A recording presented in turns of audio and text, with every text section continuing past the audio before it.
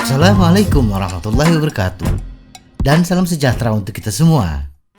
Meningkatkan kecepatan sepeda memang tujuan utama dari latihan bersepeda bagi pesepeda profesional atau pesepeda yang akan mengikuti perlombaan balap sepeda. Tetapi tidak hanya bagi pesepeda kompetitif kecepatan itu penting. Bagi pesepeda lainnya pun meningkatkan kecepatan juga menguntungkan. Tidak tertinggal jauh dari kelompok ketika bersepeda bersama komunitas akan menghadirkan perasaan yang nyaman bagi semua pesepeda. Nah, bagaimana caranya kita meningkatkan kecepatan bersepeda kita? Mari ikuti video berikut ini.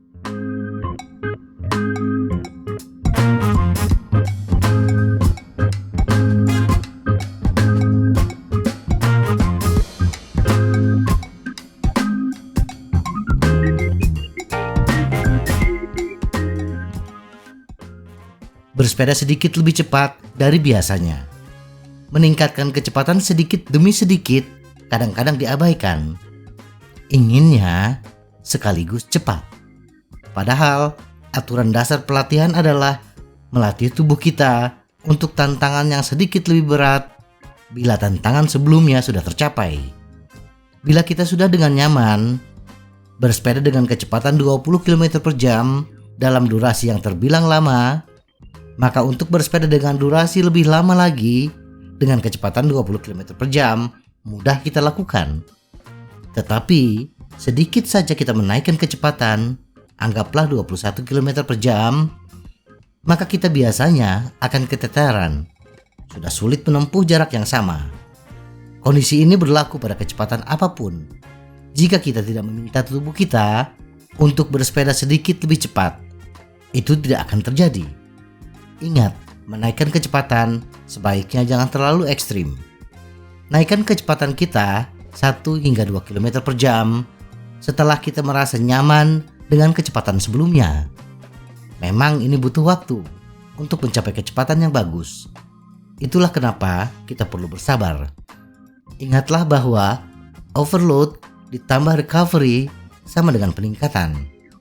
Kita dapat melakukan ini semua dengan perasaan. Bersepeda dengan kecepatan ketahanan, kita harus dapat dengan mudah melakukan percakapan dengan kalimat lengkap, bahkan dalam paragraf penuh. Untuk membangun kecepatan jelajah kita, kendarai sedikit lebih cepat dengan kecepatan tempo. Kita seharusnya masih dapat berbicara dalam kalimat lengkap, tetapi tidak dapat bersiul. Jika saat ini kita hanya bersepeda dengan kecepatan ketahanan, ada baiknya campurkan sedikit dengan bersepeda tempo. Sekitar 10 hingga 20% dari total perjalanan kita. Padukan bersepeda tempo ke dalam bersepeda endurance kita ketika kita bersepeda endurance dengan stabil. Jika kita sudah melakukan bersepeda tempo, maka tingkatkan jumlahnya 5 hingga 10% dari minggu ke minggu. Kita tidak memerlukan monitor detak jantung, pengukur daya, atau bahkan speedometer untuk melakukan ini. Dengarkan saja tubuh kita. Manfaatkan peluang sederhana seperti bersepeda melawan angin sakal, mendaki bukit, atau bergegas pulang sebelum hujan mulai turun. Tenaga bebas rasa sakit. Cara paling efektif untuk meningkatkan tenaga kita adalah dengan tidak bersepeda dengan keras, menggunakan giring besar. Kenapa tidak? Memang betul, semakin keras kita bersepeda, maka otot kita akan semakin beradaptasi. Dengan kata lain, menjadi tambah kuat. Namun, semakin keras kita bersepeda, maka semakin lama pula waktu pemulihan yang kita butuhkan.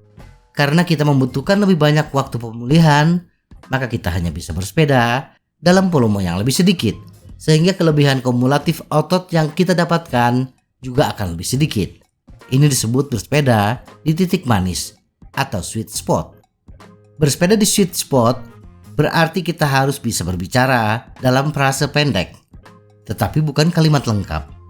Jika kita bernafas dengan cepat dan atau kaki kita terasa panas, maka itu tandanya kita bersepeda terlalu keras. Mulailah dengan sedikit usaha sweet spot, misalnya 3-6 menit, dengan pemulihan sekitar setengah dari waktu sweet spot. misalnya 1,5 sampai 3 menit. Lakukan 2 atau 3 pengulangan, dan secara bertahap tingkatkan 5 hingga 6 pengulangan. Saat kita dapat melakukan 5 atau 6 pengulangan, tingkatkan durasi upaya sweet spot sebanyak 30 hingga 60 detik dan pemulihan sebanyak 15 hingga 30 detik. Tentu saja, kita bahkan tidak membutuhkan jam tangan. Dorong sedikit lebih keras di bukit-bukit itu dan pulihkan diri saat turun. Ingat, jika sakit berarti kita bersepeda terlalu keras. Perlambat ke sweet spot. Peningkatan efisiensi. Otot kita terdiri dari serat otot individu. Saat kita menekan pedal ke bawah, paha depan kita berkontraksi. Namun, masing-masing serat otot tidak berkontraksi pada saat yang bersamaan. Jika kita dapat meningkatkan koordinasi pola kedutan otot, kita akan bergerak lebih cepat tanpa menghabiskan lebih banyak energi. Berikut adalah 2 latihan untuk membantu meningkatkan efisiensi mengayuh kita. Sprint.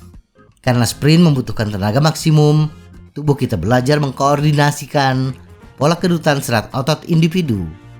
Sprint 20 hingga 30 detik sudah cukup lama untuk membuat tubuh kita beradaptasi. Jangan khawatir tentang detak jantung atau kekuatan kita. Taruh saja di perseneling besar, misalnya 53, 15T, dan kayuh dengan kencang.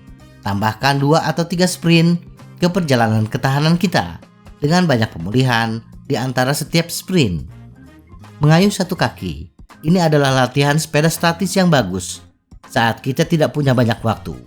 Istirahatkan kaki kanan kita pada sesuatu, misalnya kotak. Cara ini membutuhkan sepatu dan pedal clipless.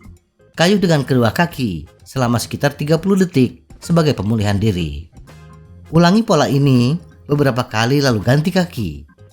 Lakukan latihan satu kaki hanya di dalam ruangan atau sepeda statis, karena cara ini lebih aman. Semuanya berfungsi. Masing-masing dari ketiga jenis bersepeda ini akan meningkatkan kecepatan jelajah kita tanpa data dan tanpa peralatan elektronik mewah. Dan ini tidak menyebabkan cedera.